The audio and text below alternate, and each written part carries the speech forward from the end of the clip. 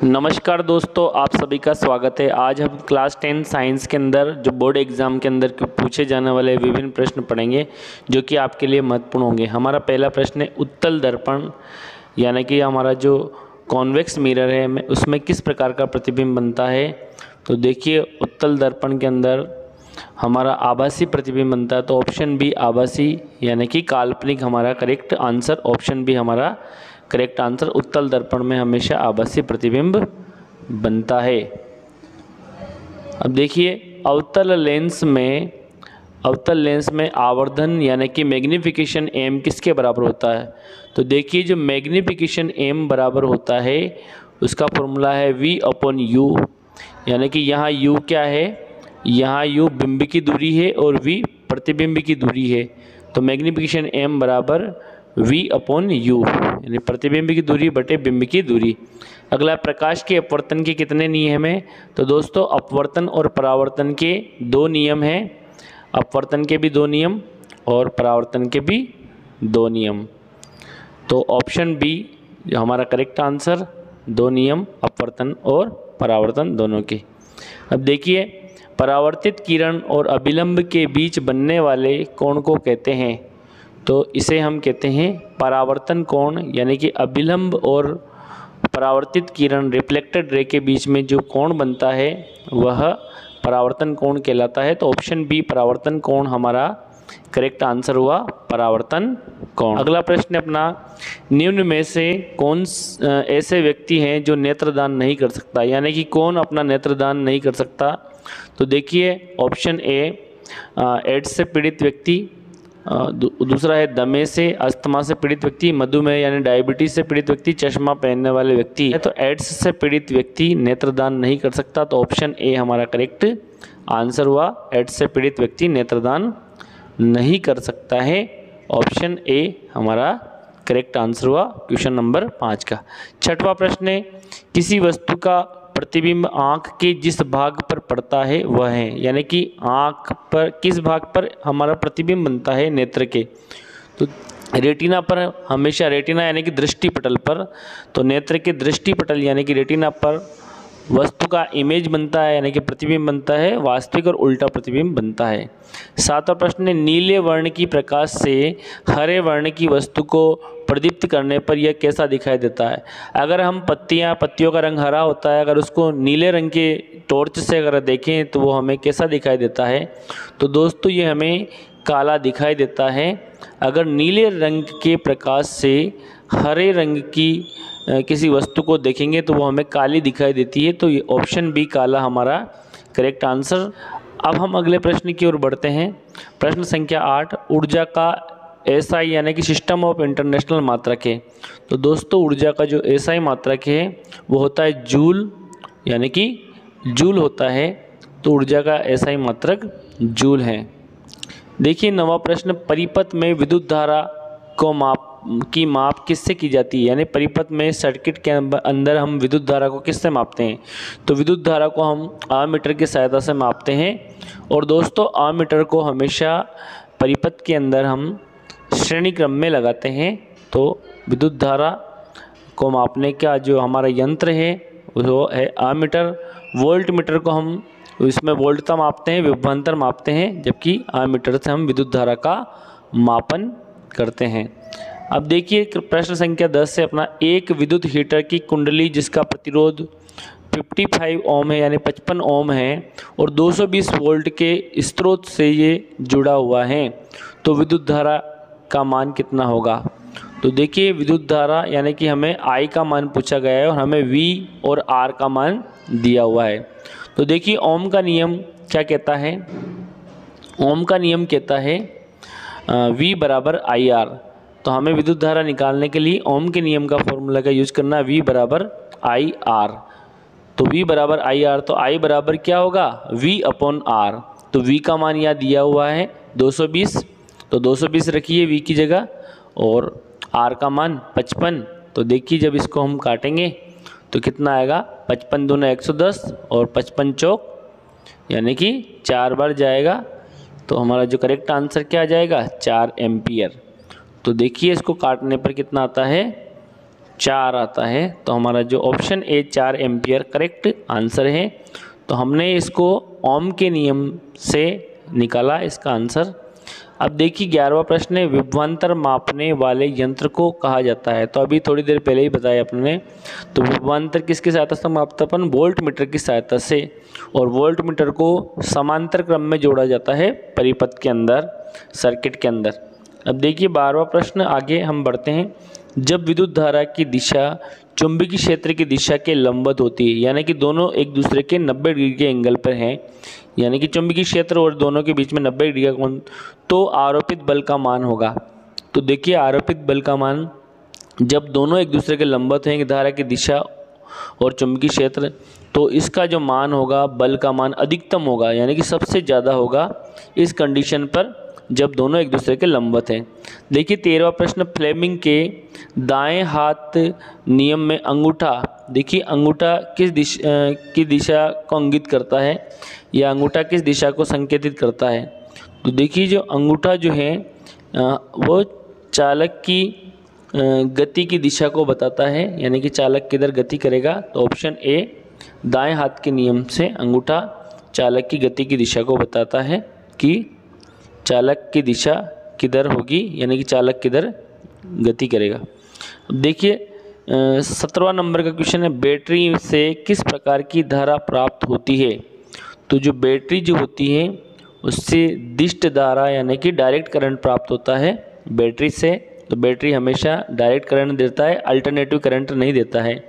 अब देखिए 15वां नंबर का प्रश्न है, ऊर्जा के सभी रूप में अनंत स्रोत किसे माना गया है? यानी कि इस ब्रह्मांड का सबसे बड़ा ऊर्जा का सोर्स कौन है? तो देखिए कोयला, जल, सूर्य और परमाणु। तो सबसे बड़ा सोर्स है सूर्य। तो ऑप्शन सी हमारा करेक्ट आंसर, क्योंकि सूर्य ही सभी ऊर्जाओं का सोर्स होता है। तो ऑप्शन सी हमारा करेक्ट आंसर। जितनी भी ऊर्जा है प्रकाश संश्लेषण में, जो पेड़ पौधे भोजन बनाते हैं, वो सब सूर्य की एनर्जी का उपयोग करते हैं। 16वां प्रश्न है, सूर्य के प्रकाश में हमें जिस गर्मी की अनुभूति होती है उसमें कौन विकिरण उपस्थित है? यानी कि ये कौन से विकिरण की वजह से हमें सूर्य के प्रकाश से गर्मी लगती है? तो इसमें हमारे ऑप्शन हम पढ़ते हैं, पराबैंगनी विकिरण, अवरक्त विकिरण और एक्स किरणें और वाई किरणें। तो हमें बताना है कि कौन से विकिरण के कारण हमें गर्मी का अनुभूत होता है। तो अवरक्त विकिरण हमारा करेक्ट आंसर हुआ। ऑप्शन बी इंफ्रारेड, यानी कि अवरक्त तरंगे, इंफ्रारेड तरंगों की वजह से हमें सूर्य की जो गर्मी महसूस होती है सूर्य के विकिरण से। तो अवरक्त विकिरण हमारा करेक्ट आंसर हुआ। अब हम आगे प्रश्न की ओर बढ़ते हैं, यानी कि वैसी रासायनिक अभिक्रिया जो एक ही दिशा में अग्रसर होती है उन्हें कहा जाता है। तो देखिए जो एक ही दिशा में चलती है वैसी अभिक्रिया क्या कहलाती है? तो ऐसी अभिक्रिया कहलाती है ऑप्शन ए अनुत्क्रमणीय, उत्क्रमणीय, संयोजन, अपघटन। तो ये अनुत्क्रमणीय अभिक्रिया कहलाती है, और जो दोनों दिशाओं में चलती है वो उत्क्रमणीय अभिक्रिया कहलाती है। अब देखिए 18वां प्रश्न अपना, शाक सब्जियों का विघटित होकर कंपोस्ट बनना, यानी कि उसका खाद में बदलना किस प्रकार की अभिक्रिया है? तो देखिए इसमें ऊष्मा अवशोषित ऊष्मा निकलती है, ऊष्माक्षेपी अभिक्रिया है, क्योंकि जब शाक सब्जियों से जब खाद बनता है तो उसमें हीट रिलीज होती है, तो ये ऊष्माक्षेपी अभिक्रिया, यानी कि ऊष्मा का परित्याग होता है। अब देखिए 19वां प्रश्न, लेड नाइट्रेट चूर्ण को, यानी कि 19वां प्रश्न, लेड नाइट्रेट चूर्ण को एक परख नली में लेकर गर्म करने पर भूरे रंग का धुआं उत्सर्जित होता है। तो ये धुआं है ऑक्सीजन गैस का, नाइट्रोजन डाइऑक्साइड का, नाइट्रोजन गैस का, लेड ऑक्साइड का। तो देखिए लेड नाइट्रेट को जब गर्म करते हैं तो इसमें लेड ऑक्साइड, नाइट्रोजन डाइऑक्साइड और ऑक्सीजन, ये तीनों उत्पाद के रूप में प्राप्त होते हैं। तो ये जो भूरे रंग का जो धुआं है नाइट्रोजन डाइऑक्साइड होता है। तो दोस्तों नाइट्रोजन डाइऑक्साइड का जो रंग है वो भूरे रंग का होता है। जब लेड नाइट्रेट को हम परख नली में लेकर गर्म करते हैं तो नाइट्रोजन डाइऑक्साइड प्राप्त होती है या निष्कासित होती है। 20वां प्रश्न है, नींबू में किस प्रकार के अम्ल पाए जाते हैं? तो नींबू में दोस्तों हमारे सिट्रिक एसिड पाया जाता है, नींबू के अंदर सिट्रिक एसिड। तो ऑप्शन ए ही हमारा करेक्ट आंसर है, नींबू में सिट्रिक अम्ल पाया जाता है। अब देखिए 21वां प्रश्न, वे पदार्थ जो नीले लिटमस पत्र के घोल को लाल बना देते हैं, यानी कि नीले लिटमस पत्र को लाल कौन बनाते हैं, तो वो कहलाते हैं एसिड, यानी कि एसिड हमारा ऑप्शन किसके अंदर है, तो देखिए ऑप्शन सी अम्ल, यानी कि एसिड अम्ल नीले लिटमस पत्र को लाल रंग में बदल देते हैं। तो ऑप्शन सी हमारा करेक्ट आंसर। अब हम आगे बढ़ते हैं। सोडियम हाइड्रोक्साइड का पीएच मान लगभग है, यानी कि NaOH का जो पीएच मान होता है दोस्तों, वो NaOH सबसे ज़्यादा बेसिक नेचर का होता है, सबसे ज़्यादा क्षारीय होता है, इसका पीएच 14 होता है। देखिए पीएच पैमाना 0 से 14 के बीच में होता है। 23वां प्रश्न अपना, नाइट्रोजन डाइऑक्साइड के धुएं का रंग होता है, अभी थोड़ी देर पहले बताया नाइट्रोजन डाइऑक्साइड के धुएं का रंग होता है भूरे रंग का। तो हमारा जो ऑप्शन ए, इसके अंदर ऑप्शन ए नाइट्रोजन डाइऑक्साइड के धुएं का रंग कैसा होता है, जब हमने लेड नाइट्रेट को गर्म किया था तो उसमें नाइट्रोजन डाइऑक्साइड प्राप्त होती थी, तो भूरे रंग का था। तो ऑप्शन ए ही हमारा करेक्ट आंसर है, नाइट्रोजन डाइऑक्साइड के धुएं का रंग भूरा रंग। 24वां प्रश्न है, लिटमस रंजक बैंगनी रंग का होता है जो निकाला जाता है। तो देखिए जो लिटमस जो होता है ये एक प्रकार का प्राकृतिक होता है, नेचुरल। तो ये लाइकेन क्या है दोस्तों, लाइकेन एल्गी और फंगी यानी कि कवक और शैवाल का सम्मिश्रण होता है, सहजीवी संबंध होता है। अगला है, निम्न में से कौन अधातु है।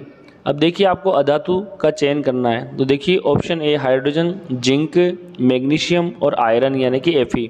तो इसमें हाइड्रोजन अधातु की श्रेणी के अंदर आता है, तो ऑप्शन ए हाइड्रोजन हमारा करेक्ट आंसर। देखिए इसमें जिंक धातु है, मैग्नीशियम भी धातु है और आयरन भी धातु है। देखिए 26वां प्रश्न, कौन सा धातु जल में डालने पर तैरने लग जाता है। और तैरने तो लग जाता है, लेकिन क्यों तैरने लग जाता है ये भी बताना है अपने को। तो देखिए पोटेशियम, मैग्नीशियम, कैल्शियम और निकेल। तो देखिए कैल्शियम इसमें हमारा करेक्ट आंसर, क्योंकि कैल्शियम क्यों तैरता है, कैल्शियम इसलिए तैरता है जो हाइड्रोजन गैस निष्कासित होती है ना, उसके साथ साथ कैल्शियम भी ऊपर की ओर आ जाता है, इसलिए तैरता है। अब देखिए 27वां प्रश्न, लोहे पर जिंक लेपित करने की प्रक्रिया को कहते हैं, यानी कि लोहे पर जिंक लेपित करने की क्रिया कहलाती है। तो ऑप्शन ए संक्षारण, गैल्वेनीकरण, पानी चढ़ाना, विद्युत अपघटन। तो ऑप्शन बी गैल्वेनाइजेशन यानी कि गैल्वेनीकरण हमारा करेक्ट आंसर। लोहे पर जंग की प्रक्रिया को रोकने के लिए हम उसका गैल्वेनाइजेशन करते हैं, यानी कि गैल्वेनीकरण किया जाता है। तो लोहे पर जिंक लेपित करने की क्रिया गैल्वेनीकरण कहलाती है, गैल्वेनाइजेशन कहलाती है, क्योंकि जो जिंक होता है वो आयरन से ज़्यादा क्रियाशील होता है, तो ये आयरन को बचाता है। 28वां प्रश्न अपना, कार्बन क्या है। तो दोस्तों कार्बन क्या है, तो ए धातु, बी अधातु, उपधातु, इनमें से कोई नहीं। तो कार्बन को हम रखते हैं अधातु की श्रेणी में। जो हमारी जो ग्रेफाइट जो पेंसिल का जो नुक्का होता है वो अधातु होता है, वो कार्बन का ही रूप है। 29वां प्रश्न, ग्लूकोज का रासायनिक सूत्र है। तो दोस्तों ग्लूकोज का रासायनिक सूत्र देखिए ऑप्शन ए C2H5OH, ये एल्कोहल का है, एथिल एल्कोहल का। C6H12O6 ये ग्लूकोज का फॉर्मूला है, ऑप्शन बी। इसके अलावा तो हमारे बी ऑप्शन हमारा करेक्ट आंसर। मेथनोइक अम्ल जिसका अन्य नाम क्या है, तो इसका सामान्य नाम फार्मिक अम्ल भी होता है दोस्तों। तो हमारा जो ऑप्शन ए आपको फार्मिक अम्ल दिखाई दे रहा है, तो ऑप्शन ए फार्मिक अम्ल जिसका अन्य नाम मेथनोइक अम्ल भी होता है और चींटी के डंक के अंदर ये पाया जाता है। अब देखिए 31वां प्रश्न, आवर्त सारणी के शून्य समूह का तत्व है, यानी कि शून्य वर्ग में जो अक्रिय गैसें हैं उनको रखा गया है। तो अक्रिय गैसों के अंदर helium, neon, argon, krypton, xenon, radon वगैरह आते हैं। तो हमारा जो आंसर देखिए अब option A hydrogen, B helium. तो हीलियम हमारा करेक्ट आंसर, हीलियम अक्रिय गैसें हैं, शून्य समूह का तत्व है हीलियम। 32वां प्रश्न है, समूह में ऊपर से नीचे जाने पर परमाणु के साइज यानी परमाणु के आकार में क्या परिवर्तन होता है। तो जब ऊपर से नीचे जाएंगे अपन तो क्या होगा, तो देखिए ऊपर से नीचे जाएंगे तो कोश बढ़ेगा, तो कोश बढ़ेगा तो परमाणु का आकार भी बढ़ेगा। तो देखिए अपन ग्रुप यानी कि समूह में ऊपर से नीचे जाने पर परमाणु का आकार बढ़ता है, क्यों, क्योंकि कोश की संख्या बढ़ती है। तो ऑप्शन सी परमाणु का आकार बढ़ता है, तो ऑप्शन सी हमारा करेक्ट आंसर। 33वां प्रश्न है, रक्तचाप यानी कि रक्त दाब मापने वाले यंत्र को क्या कहते हैं। तो जिस यंत्र की सहायता से रक्तदाब मापा जाता है उसको हम कहते हैं स्फिग्मोमेनोमीटर। तो देखिए ऑप्शन ए में ही हमारा आंसर छुपा हुआ है। स्फिग्मोमेनोमीटर की सहायता से हम रक्तदाब यानी कि ब्लड प्रेशर को मापते हैं। तो ऑप्शन ए हमारा करेक्ट आंसर है। 34वां प्रश्न है, मनुष्य में मुख्य श्वसन अंग क्या है? तो हमारे जो मुख्य श्वसन अंग दोस्तों फेफड़े होते हैं हमारे अंदर, तो मुख्य श्वसन अंग फेफड़े, जबकि मछलियों के अंदर गलफड़े होते हैं, गिल्स होते हैं मछलियों में। हमारा जो नाक है जिसकी सहायता में सांस लेते हैं, तो फेफड़े हमारे मुख्य श्वसन अंग में आते हैं। तो ऑप्शन बी हमारा करेक्ट आंसर। अब देखिए 35वां प्रश्न, मनुष्य में पाचन की क्रिया की शुरुआत कहाँ से हो जाती है? यानी पाचन की क्रिया शुरू होती है। तो ऑप्शन ए छोटी आंत, आमाशय से, मुख गुहा से, बड़ी आंत से। तो देखिए मुख गुहा यानी कि मुख के अंदर जो हमारा जो लार होता है उसमें टाइलिन एंजाइम, एमाइलोज एंजाइम पाया जाता है जो कि स्टार्च को माल्टोज में बदलता है। तो स्टार्च एक प्रकार का कार्बोहाइड्रेट है, तो कार्बोहाइड्रेट का पाचन मुख गुहा से। 36वां प्रश्न, क्लोरोफिल वर्णक का रंग है? तो देखिए क्लोरोफिल वर्णक के कारण हमारी पत्तियों का रंग हरा होता है। तो हरा, नीला, लाल, सफ़ेद। तो हरा रंग क्लोरोफिल के कारण हमारी पत्तियों का रंग हरा होता है। तो पौधों की पत्तियों का रंग हरा, तो हरा हमारा करेक्ट आंसर क्लोरोफिल वर्णक के कारण। 37वां प्रश्न है, मस्तिष्क का कौन सा भाग हृदय स्पंदन यानी कि हार्ट बीट तथा श्वसन गति यानी कि जो अपना जो रेस्पिरेशन दर को कंट्रोल करता है? तो देखिए हमारी जो हार्ट बीट और रेस्पिरेशन रेट दोनों को कौन कंट्रोल करता है? तो option A cerebrum, medulla, cerebellum, diencephalon. तो मेडुला जो है वो दोनों को कंट्रोल करता है, हार्ट बीट को और श्वसन को। 38वां प्रश्न है, पादप हार्मोन का उदाहरण है? तो देखिए ऑप्शन ए पेप्सिन, ये डाइजेशन के सिस्टम से संबंधित है, तो ये नहीं है। एड्रेनलिन, ये एड्रेनल ग्रंथि द्वारा छोड़ा जाता है। ऑक्सिन, ये वृद्धि हार्मोन है। टेस्टोस्टेरोन हमारी वृषण द्वारा स्त्रावित होता है। तो ऑप्शन सी ऑक्सिन, ऑक्सिन पेड़ पौधों के अंदर वृद्धि हार्मोन है। अब देखिए 39वां प्रश्न, यदि हमारे आहार में आयोडीन की कमी है तो हमें किस रोग की होने की संभावना है? यानी कि आयोडीन की कमी का नाम सुना होगा, आयोडीन युक्त नमक खाना चाहिए। तो देखिए option A goitre, option B गलगंड, तो गोइटर, गलगंड, घेंगा, इनमें से सभी। तो देखिए गोइटर, गलगंड, घेंगा ये तीनों एक ही प्रकार के रोग हैं, तो इनमें से सभी यानी कि ये तीनों ही एक ही रोग हैं। गलगंड भी कह सकते हैं, गला फूल जाता है इस रोग में आयोडीन की कमी के कारण, थायरॉक्सिन हार्मोन कम बनने लग जाता है। 40वां प्रश्न, निम्नलिखित जीवों में किसमें अलैंगिक जनन यानी कि अलैंगिक जनन की मुकुलन द्वारा यानी कि मुकुलन विधि द्वारा अलैंगिक जनन, तो ये किसके अंदर होता है? तो देखिए ऑप्शन है लिशमानिया, प्लाज्मोडियम, यीस्ट और अमीबा। आपके पास 4 ऑप्शन हैं। तो यीस्ट के अंदर देखिए, यीस्ट यानी कि जो यीस्ट एक प्रकार का कवक है, यीस्ट में मुकुलन विधि द्वारा अलैंगिक जनन होता है, तो मुकुल बनता है। तो मुकुलन विधि, तो मुकुलन विधि, इसको बडिंग विधि भी कहते हैं। 41वां प्रश्न, उड़हल लिख रहा है, इसमें गुड़हल कर लेना। गुड़हल किस प्रकार का फूल है? तो गुड़हल जो है ये द्विलिंगी यानी कि बाइसेक्सुअल टाइप का फ्लावर है, यानी कि इसमें नर पार्ट और फीमेल पार्ट दोनों होते हैं। अब देखिए पराग कोश में होते हैं।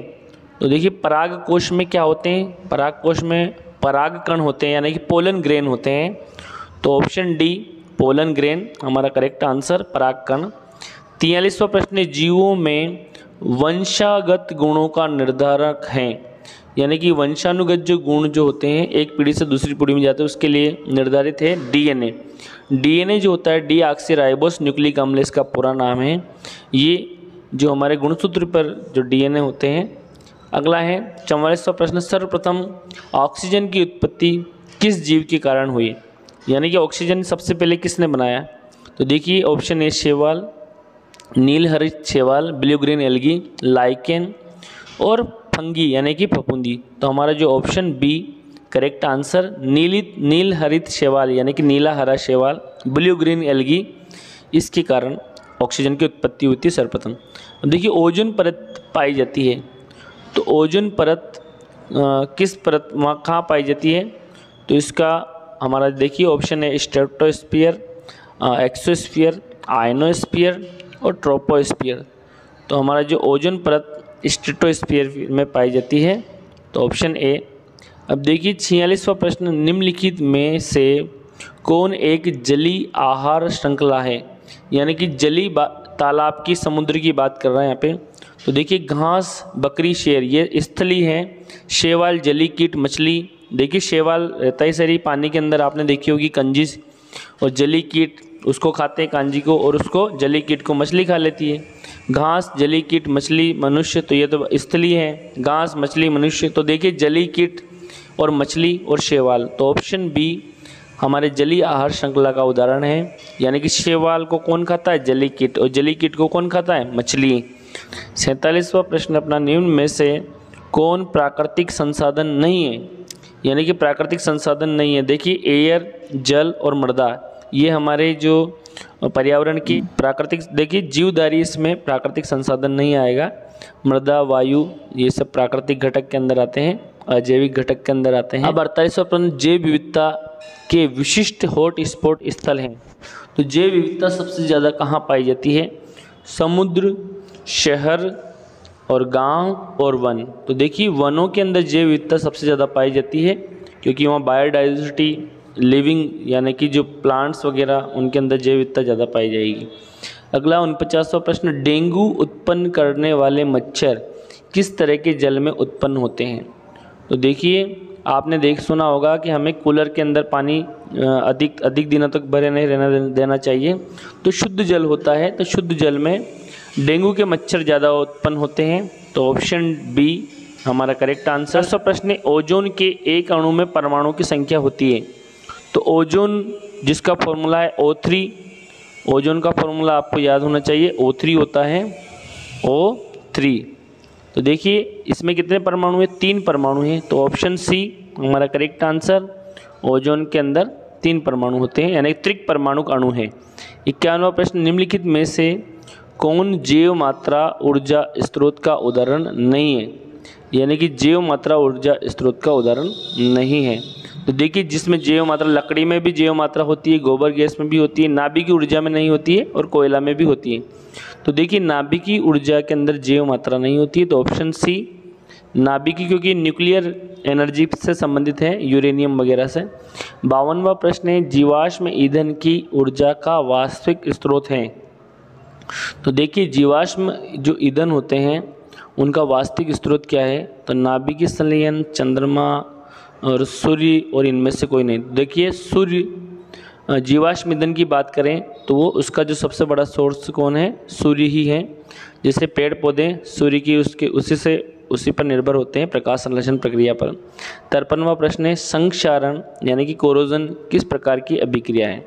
तो देखिए संक्षारण में जो धातुएं होती है ऑक्सीजन के साथ क्रिया कर लेती है, यानी कि एक प्रकार की उपचयन को ऑक्सीकरण भी कहते हैं, यानी कि ये उपचयन अभिक्रिया है, ऑक्सीकरण अभिक्रिया है। 54वां प्रश्न, निम्न में कौन अवकारक है? यानी कि कौन रिडक्शन कर सकता है? तो देखिए हाइड्रोजन क्या है? एक प्रकार का रिड्यूसिंग एजेंट है। तो हमारा जिसमें करेक्ट आंसर क्या आएगा? अवकारक में, यानी कि अपचायक के अंदर आएगा इसमें हाइड्रोजन। तो हाइड्रोजन का जुड़ना क्या कहलाता है? अपचयन। तो देखिए ए ऑप्शन हमारा करेक्ट आंसर है। अब देखिए 55वां प्रश्न है, इमली में कौन सा अम्ल होता है? यानी कि इमली में कौन सा अम्ल होता है? तो दोस्तों इमली के अंदर होता है टार्ट्रिक अम्ल, यानी कि टार्ट्रिक एसिड इमली के अंदर होता है। मेथनोइक अम्ल की आपको बता ही दिया, चींटी के डंक में होता है। लैक्टिक अम्ल दूध दही के अंदर होता है। 56वां प्रश्न, निम्नलिखित में से कौन सा बुझा हुआ चूना है? तो देखिए बुझा हुआ चूना, बिना बुझा हुआ चूना तो कैल्शियम ऑक्साइड है, जो कि ऑप्शन ए में आपको दिखाई दे रहा है। और CaOH2 ये है आपका बुझा हुआ चूना। तो देखिए ऑप्शन बी बुझा हुआ चूने का एग्जाम्पल है, बिल्कुल ये करेक्ट आंसर है। जब कैल्शियम ऑक्साइड में पानी मिला दिया जाता है तो ये बुझा हुआ चूना CaOH2 बन जाता है। और कैल्शियम कार्बोनेट संगमरमर का फॉर्मूला है, तो ऑप्शन सी आपका संगमरमर का फॉर्मूला भी है। 57वां प्रश्न, बेकिंग सोडा यानी कि खाने का सोडा का रासायनिक सूत्र क्या है? तो देखिए ऑप्शन ए NaHCO3, Na2HCO3, Na2CO3, NaOHCO3। तो ऑप्शन ए ही हमारा करेक्ट आंसर है, NaHCO3 सोडियम हाइड्रोजन कार्बोनेट। ये खाने का सोडा है यानी बेकिंग सोडा।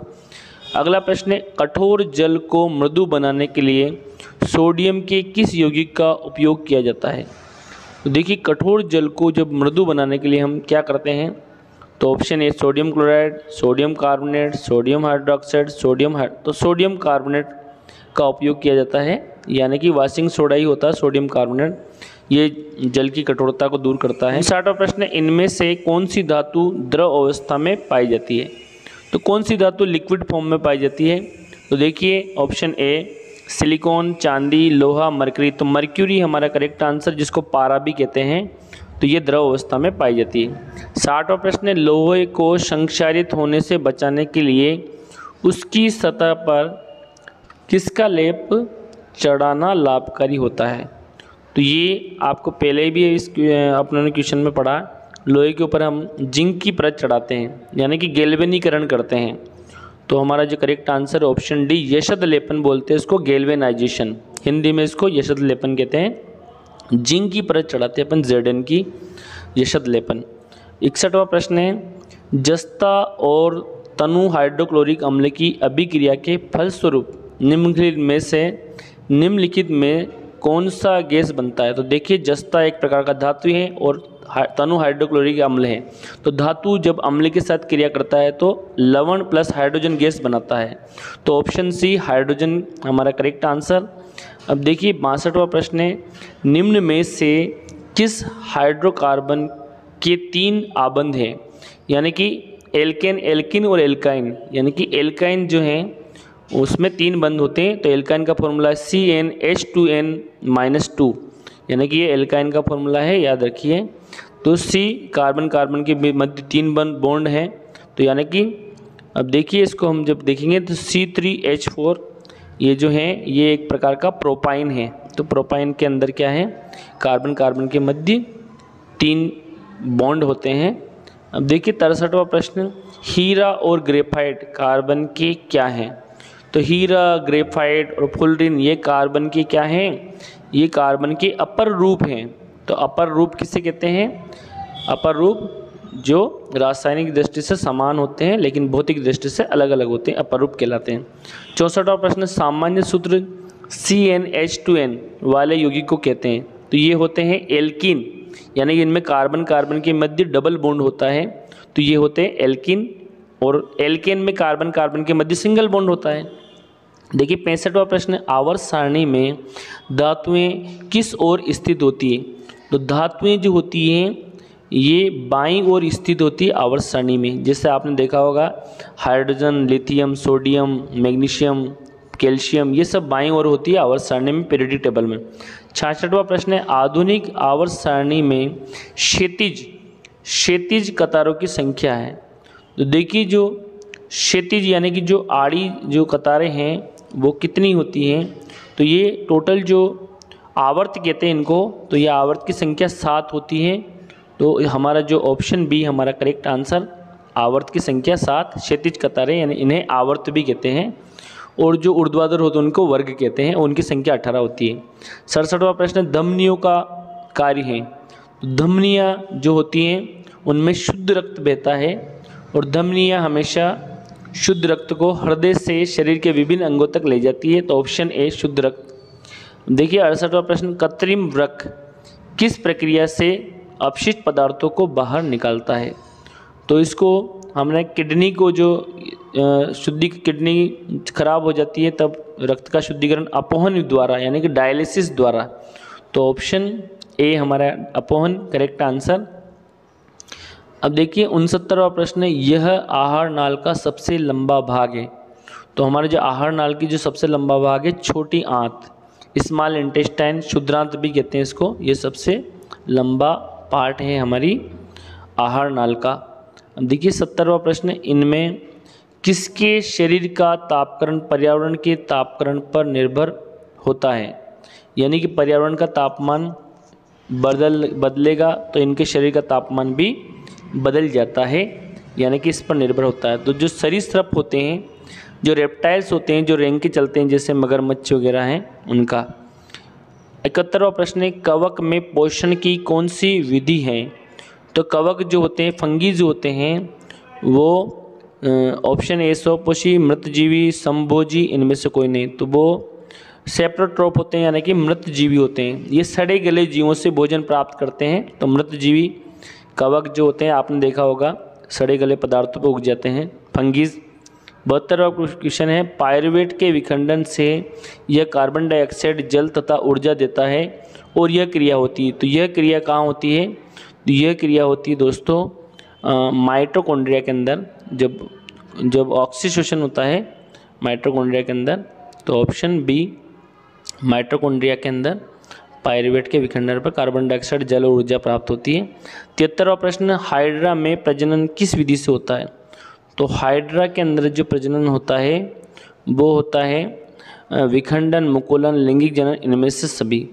तो हमारा जो मुकुलन यानी कि बडिंग मेथड द्वारा, तो बडिंग यानी कि मुकुलन विधि द्वारा जो बर्ड होती है वो ग्रोथ करके अलग होके नया हाइड्रा बना लेती है।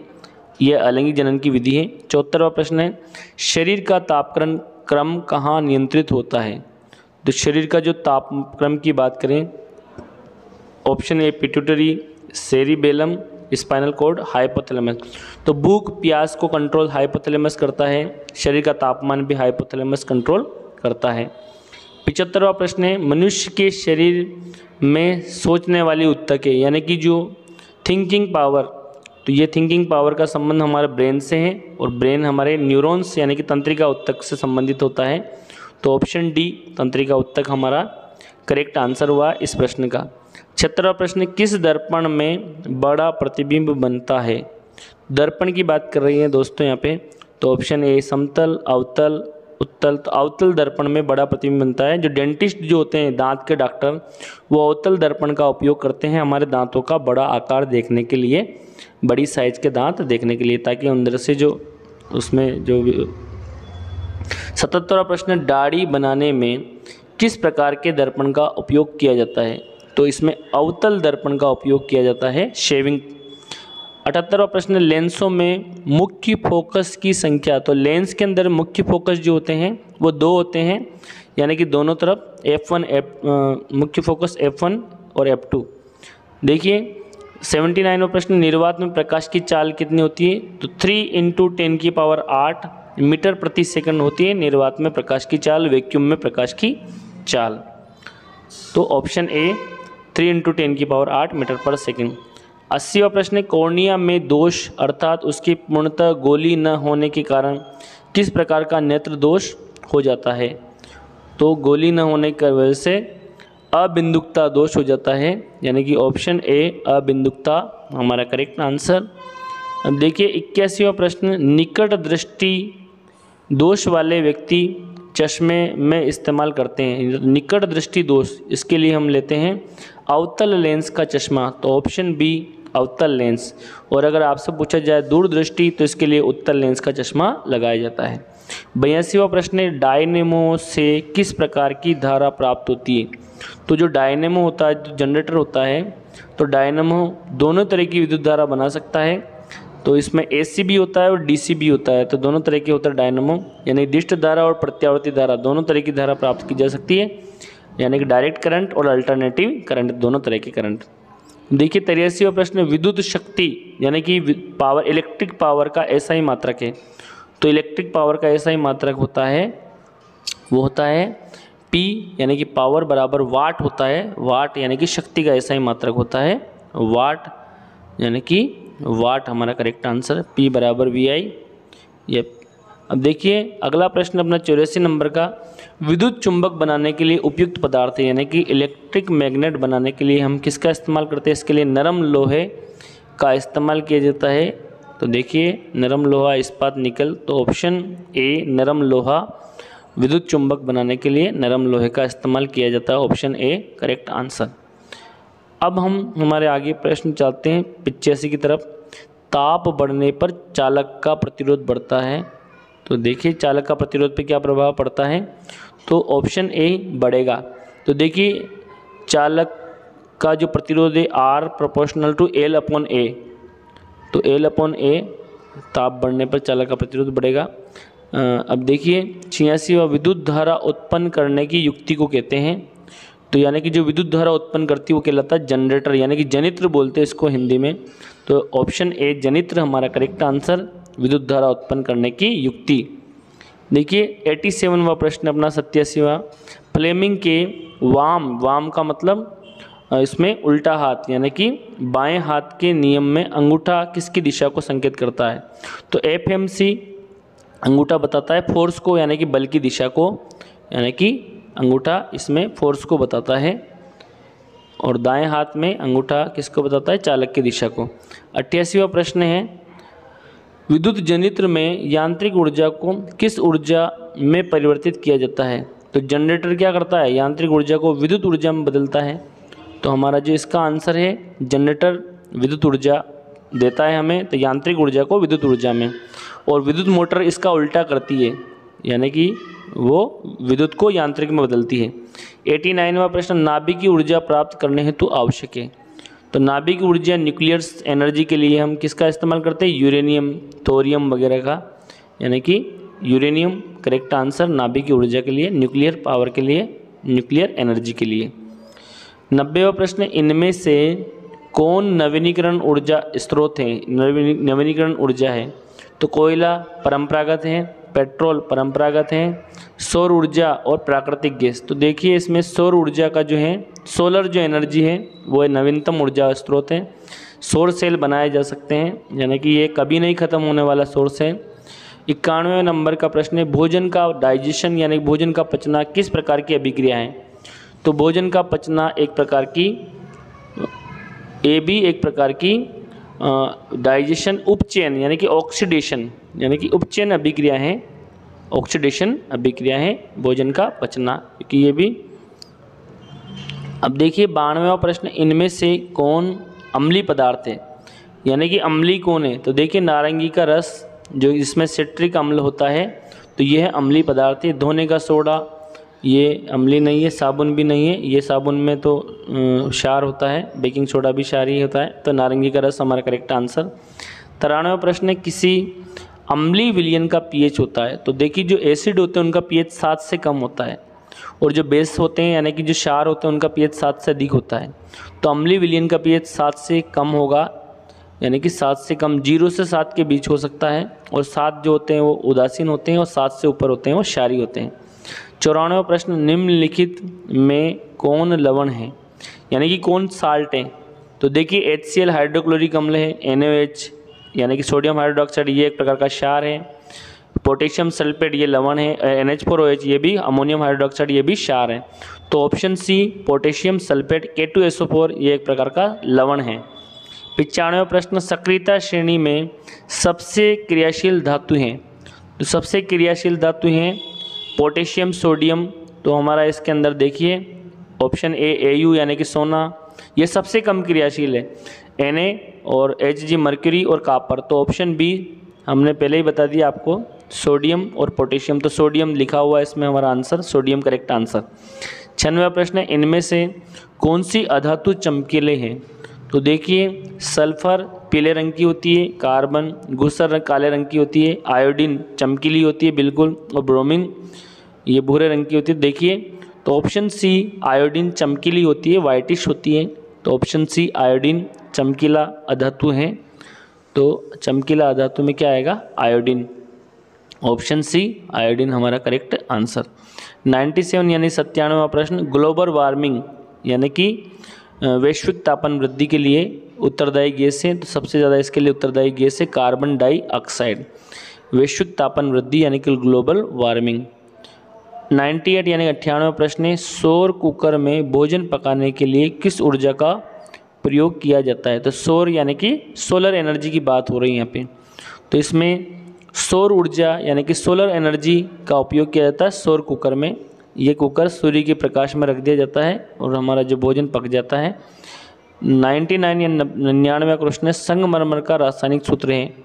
तो देखिए संगमरमर का रासायनिक सूत्र कैल्शियम हाइड्रोक्साइड चूने के पानी का है, CaO बिना बुझे हुए चूने का है, CaCO3 ये हमारे संगमरमर का सूत्र है, ऑप्शन सी, और Ca कैल्शियम, तो ऑप्शन सी CaCO3 संगमरमर का रासायनिक सूत्र है। 100वां प्रश्न, जल में अम्ल मिलाने पर जल में एसिड मिलाने पर हाइड्रोजन आयन की मात्रा में क्या परिवर्तन होता है? तो जो एसिड होते हैं वो हाइड्रोजन आयन H+ आयन की कंसंट्रेशन ज़्यादा होती है उनमें। तो जल में जब अपन अम्ल मिलाएंगे तो H+ आयन बढ़ेंगे। तो ऑप्शन ए हाइड्रोजन आयन की सांद्रता बढ़ेगी। तो ऑप्शन ए हमारा करेक्ट आंसर। जय हिंद दोस्तों, थैंक्स।